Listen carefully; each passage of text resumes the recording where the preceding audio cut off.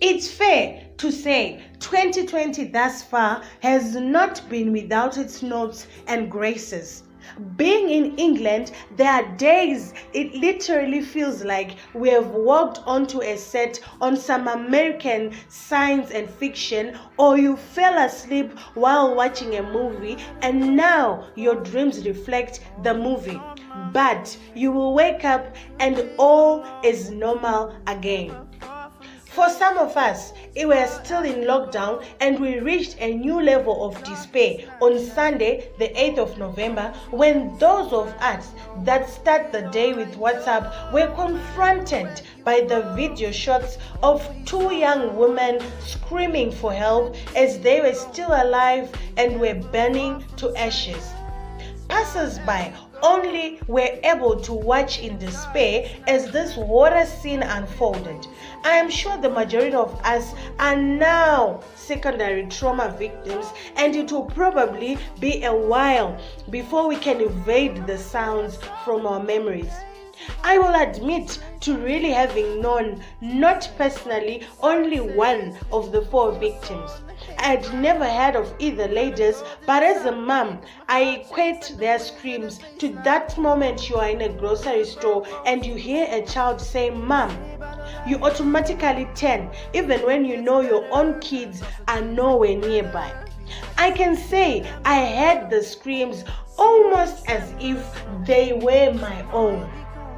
While Twitter is ablaze with conspiracies and thoughts, prayers, etc., I thought it would be right in the heat of the moment to unearth some truth. I personally would prefer never to relive those moments even from a distance. The time is right and right now to unearth some truths and confront some real-life devils that we all are. Yes, all of us see every day. I know for the four it may be too late, but it must become difficult for us to be witnesses but choose to carry on. My silent plea is that we all take something away that changes us in a positive way, because it is only us that can save us.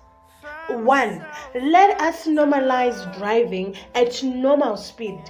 In spite of having very poor roads and hardly any street lights in Zimbabwe, it seems to think that bad driving is cool. It's not cool and it kills. As a community, if we decide that speeding isn't cool, we must shame those that do it. While some of our police forces remain in a deep slumber over their role to protect citizens, it is up to us to encourage the right behaviors. In England, some village community centers create their own speed deterrents. A good example is a police scarecrow. Other parts neighborhood watch members actually take photos and record speed of motorists that are overspeeding using handheld devices. They are used to find the motorists. 2. Drink driving, quite frankly, isn't cool. Don't do it. Alcohol slows your reflexes down and affects your body's responses. A drunk driver is not only a danger to themselves, but to others in the car or outside the car. You may have done it 1,000,000 times, but the cost of that one accident is unimaginable and it's not worth it. Care enough about yourself and your passengers to be a responsible driver. The prevalence of this menace in our society shows off our indiscipline as a people. In Zimbabwe, if one wants to open a nightclub, one of the prerequisites would be somewhere where there is parking. This should not be the case. When planning to go out, agree who is driving, and that person isn't allowed to drink the whole night. Some countries call this kind of driver DIS, short for designated driver. If everyone is drinking, then book a taxi in advance or buy in a driver for the night. That is real adulting. Those top two things are on us, nothing to do with corruption or sanctions, but simply you and I staying work, looking out for ourselves. 3. Can real police please stand up? It really isn't good enough when the police boast about being aware of someone's speeding habits, or indeed if they actually witnessed it and chose to do nothing. In any functioning society, the police would be capable of homicide by choosing to ignore to act on something that may have saved someone's life. Police in Zimbabwe must unanimously reform towards protection of all citizens, including traffic offenses. Honestly, having a radio license pales in significance to not adhering to speed limits. Next door in South Africa, motorists easily spend time in remand if they are caught either speeding and or intoxicated. In other countries, you repeat this offense and the second time you lose your license. Number 4, are luxury sports cars right for our roads?